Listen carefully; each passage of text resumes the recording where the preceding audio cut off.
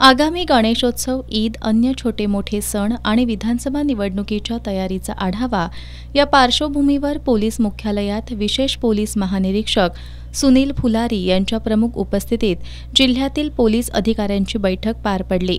बैठकीत विशेष पोलीस महानिरीक्षक फुलारी यांनी दहीहंडी, गणेशोत्सव, ईद आणि इतर धार्मिक सण उत्सवाच्या कालावधीत पोलिसांनी सतर्क राहावं, जिल्ह्यात कोणताही अनुचित प्रकार घडणार नाही याची विशेष दक्षता घ्यावी अशा सूचना केल्या।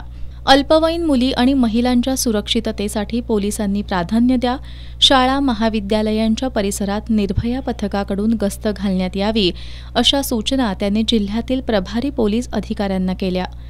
यावेळी रेकॉर्डवरील गुन्हेगारांवर प्रतिबंधात्मक कारवाई करून त्यांच्या हालचालींवर लक्ष ठेवण्याबाबतही आदेश दिलेत। दंगल नियंत्रण योजना राबवणे, संवेदनशील ठिकाणी आणि मिश्र वस्ती या ठिकाणी रूट मार्च घेण्यावर भर द्यावा अशा सूचना देखील त्यांनी या बैठकीत केल्यात। शियेतील अल्पवयीन बालिकेवर लैंगिक अत्याचार करून तिचा खून केल्याच्या घटनेचा काही तासात उलगडा केल्याबद्दल पोलीस अधीक्षक महेंद्र पंडित यांचा फुलारी यांच्या हस्ते विशेष गौरव करण्यात आला।